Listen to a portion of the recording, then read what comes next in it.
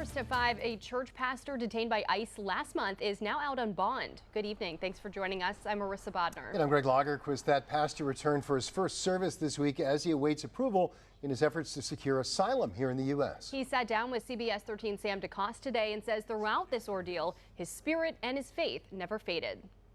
Michael Shimankinda is a pastor at Restoration Church of Maine in South Portland. But he spent 2 weeks in New Hampshire in federal ICE custody. And he says he got through that tough time by leaning on the Word of God. I think I really came to experience the love of God at another dimension that I've never did before. Shimankinda was taken into custody on August 13th. He was released 16 days later. An ICE spokesperson told us Shimankinda overstayed his visa by 9 years. Shimankinda came to the U.S. in 2016 on a tourist visa from the Democratic Republic of the Congo. But he says he applied for asylum when his visa was still active, and that asylum has been pending ever since. I've reached out to ICE again to confirm this, but they haven't gotten back to me. I know the government is doing their job, and the ICE, they are doing their job.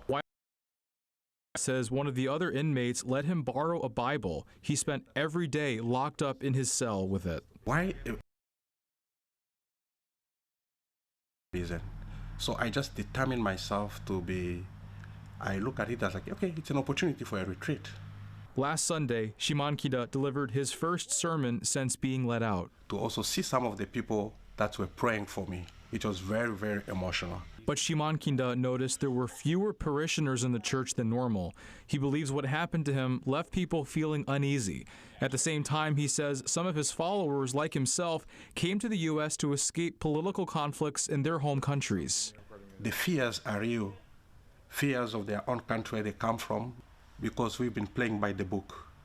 We respect the law, and that's why we don't have anything to hide. Shimankinda says he has a court date scheduled with a judge in January to learn next steps about securing permanent status in the U.S.